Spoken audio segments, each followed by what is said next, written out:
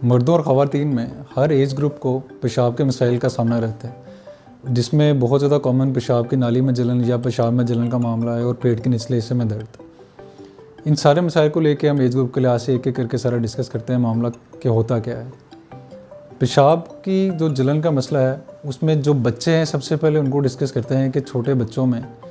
ये मसला तब हो सकता है जब उनका पेशाब रुक रहा हो किसी तरीके से। तो इसकी वजह सबसे कॉमन यही है कि कंजेनिटली यानी कि पैदाइशी तौर पे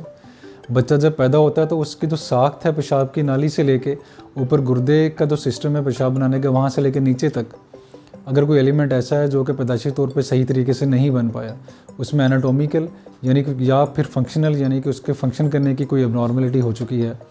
कोई साख्त में तब्दीली ऐसी आई है पैदाइशी तौर पे जो कि ठीक नहीं है, तो उसकी वजह से पेशाब बनाने का अमल सुस्त हो सकता है या पेशाब रुक सकता है वहाँ पे। तो उसकी वजह से गुर्दे के अंदर स्वेलिंग से लेके गुर्दे की नाली में स्वेलिंग या मसाने के अंदर कुछ एबनॉर्मलिटीज़ या पेशाब की नाली में जो बेबी बॉयज़ हैं या बेबी गर्ल्स हैं डिफरेंट तरह के मसाइल जन्म ले सकते हैं। तो उनके अंदर ये मसले को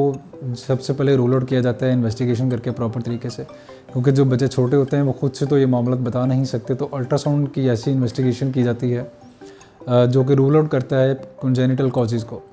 या पेशाब की नाली के अंदर कुछ तब्दीलियाँ ऐसी उनमें हो जाती हैं जो बेबी बॉयज़ हैं समटाइम उनमें, जो कि पेशाब को मसाने में रोक के रखती हैं, पेशाब का इखराज नहीं हो पाता। जैसे पोस्टीरियर यूरेथ्रल वाल्व है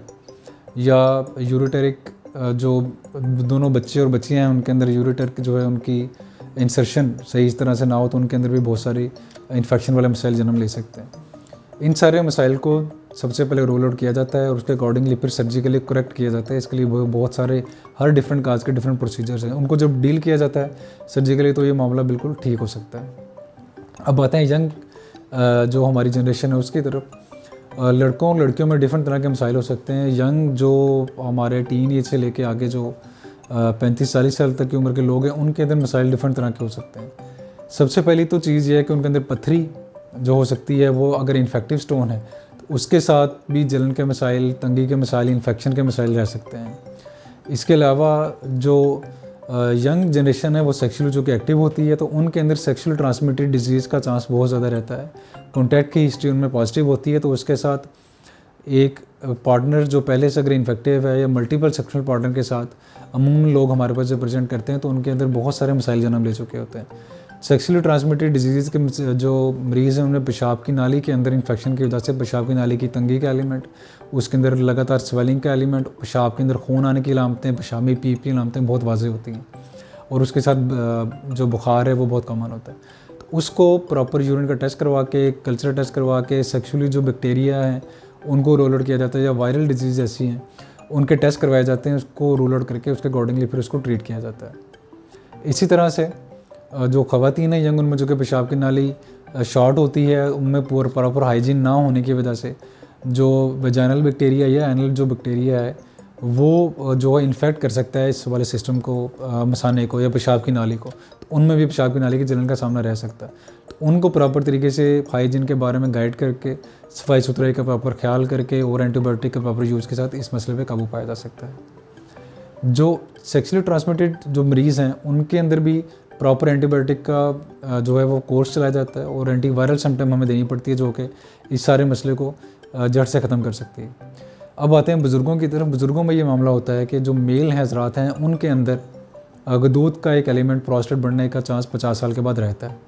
वो जब गदूद बढ़ जाती है तो पेशाब गैर महसूस तरीके से पीछे मसाने में बच रहता है, जिसकी वजह से मसाना सूज सकता है, मसाने के अंदर लगातार इरीटेशन रह सकती है और इन्फेक्शन रह सकता है। मसाना जब बहुत ज़्यादा सूज जाएगा इसके साथ पेशाब की तंगी होगी, पेशाब के खराज में मामला डिस्टर्ब होंगे और पेशाब की नाली में लगातार जलन का एहसास होता रहता है। तो उसके साथ हम अगर गदूद का साइज एक मुनासिब हद तक है और लामतें खास हद तक जा रही हैं